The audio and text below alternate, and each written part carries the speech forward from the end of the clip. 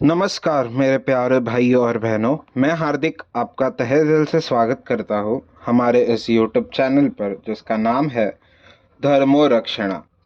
हमारे इस चैनल पर आपको सभी पुराणों की कथाएं और उनकी प्रचलित अध्यायों की जानकारी प्राप्त होगी।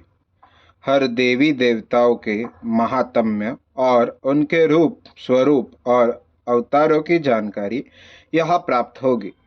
आशा करते हैं कि हमें आपका सकारात्मक प्रतिसाद मिलता रहेगा। हर हर महादेव। विद्येश्वर संहिता 12वां अध्याय मोक्षदायक पुण्य क्षेत्रों का वर्णन। सूत जी बोले, हे विद्वान और बुद्धिमान महर्षियों, मैं मोक्ष देने वाले शिव क्षेत्रों का वर्णन कर रहा हूँ। पर्वत, वन और काननों सहित इस पृथ्वी का विस्तार 50 करोड़ योजन है। भगवान शिव के इच्छा से पृथ्वी ने सभी को धारण किया है। भगवान शिव ने भूतल पर विभिन्न स्थानों पर वहाँ के प्राणियों को मोक्ष देने के लिए शिव क्षेत्र का निर्माण किया है। कुछ क्षेत्रों को देवताओं और ऋषियों ने अपना निवास स्थान बनाया है, इसलिए उसमें तीर्थत्व प्रकट हो गया है। बहुत से तीर्थ ऐसे हैं जो स्वयं प्रकट हुए हैं। तीर्थ क्षेत्र में जाने पर मनुष्य को सदा स्नान, दान और जाप करना चाहिए, अन्यथा मनुष्य रोग, गरीबी तथा मुक्ता आदि दोषों का भागी हो जाता है। जो मनुष्य अपने देश में मृत्यु को प्राप्त होता है, वह इस पुण्य के फल से दोबारा मनुष्य योनि प्राप्त करता है, परंतु पापी मनुष्य दुर्गति को ही प्राप्त करता है। हे ब्राह्मणों, पुण्य क्षेत्र में किया गया पाप कर्म अधिक दृढ़ हो जाता है, अतः पुण्य क्षेत्र में निवास करते समय पाप कर्म से करने से बचना चाहिए। सिंधु और सतलुज नदी के तट पर बहुत से पुण्य क्षेत्र है। सरस्वती नदी परम पवित्र और 60 मुख वाली है, अर्थात उसकी 60 धाराएं हैं। इन धाराओं के तट पर निवास करने से परम पद की प्राप्ति होती है। हिमालय से निकली हुई पुण्य सलीला गंगा 100 मुख वाली नदी है। इसके तट पर काशी, प्रयाग आदि पुण्य क्षेत्र है। मकर राशि में सूर्य होने पर गंगा की तट भूमि अधिक प्रशस्त एवं पुण्यदायक हो जाती है। सोनभद्र नदी की 10 धाराएं हैं। बृहस्पति के मकर राशि में आने पर यह अत्यंत पवित्र तथा अभीष्ट फल देने वाली है। इस समय यह स्नान और उपवास करने से विनायक पद की प्राप्ति होती है।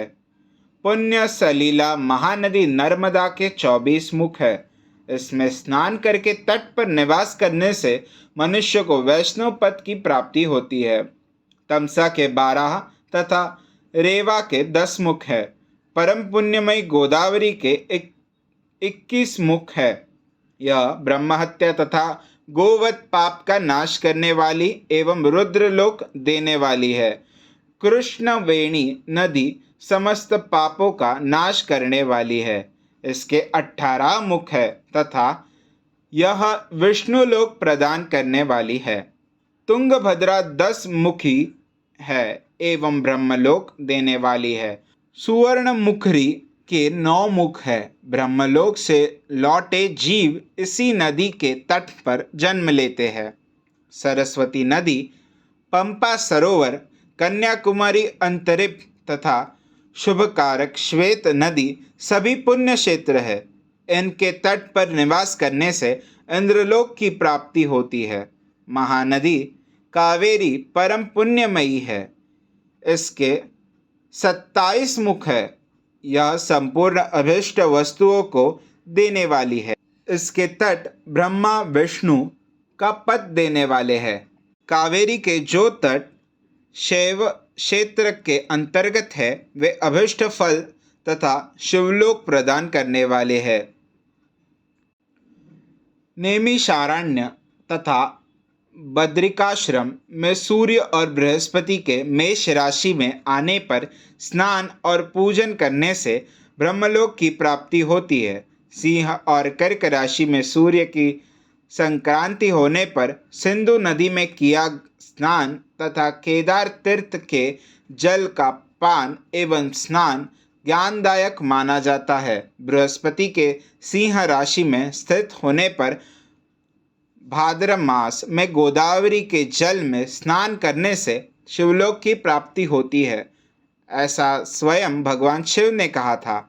सूर्य और बृहस्पति के कन्या राशि में स्थित होने पर यमुना और सोनभद्रा में स्नान करने से धर्मराज और गणेश लोक में महान भोग की प्राप्ति होती है, ऐसे महर्षियों की मान्यता है। सूर्य और बृहस्पति के तुला राशि में होने पर कावेरी नदी में स्नान करने से भगवान विष्णु के वचन की महिमा से अभिष्ट फल की प्राप्ति होती है। मार्गशीर्ष माह में सूर्य और बृहस्पति के वृश्चिक राशि में आने पर नर्मदा में स्नान करने से विष्णु पद की प्राप्ति होती है।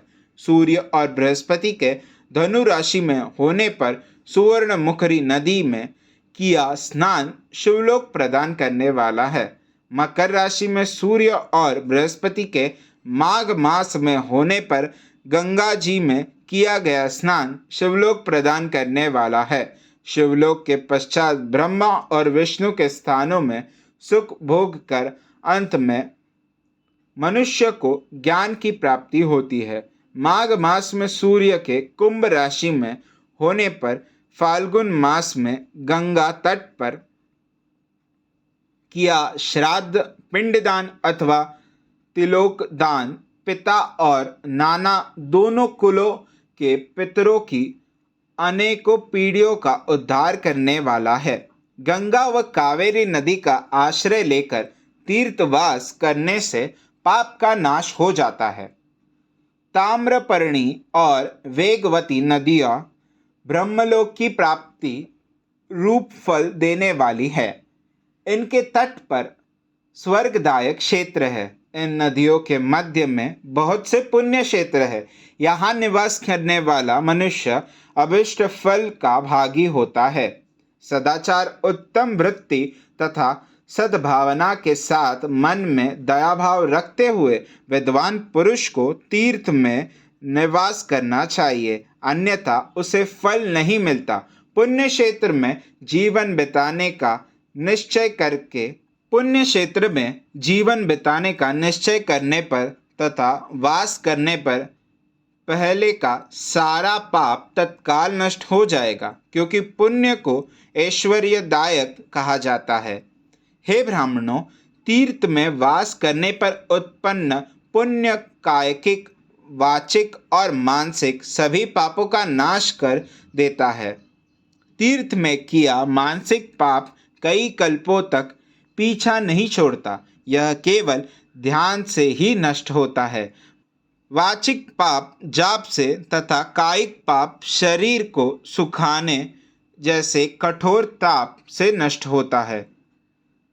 अतः सुख चाहने वाले पुरुष को देवताओं की पूजा करते हुए और ब्राह्मणों को दान देते हुए पाप से बचकर ही तीर्थ में निवास करना चाहिए। अध्याय 12वां समाप्त। वीडियो को लाइक करें, शेयर करें, चैनल को सब्सक्राइब करें और हमारे साथ बने रहने के लिए बेल आइकन को प्रेस करें।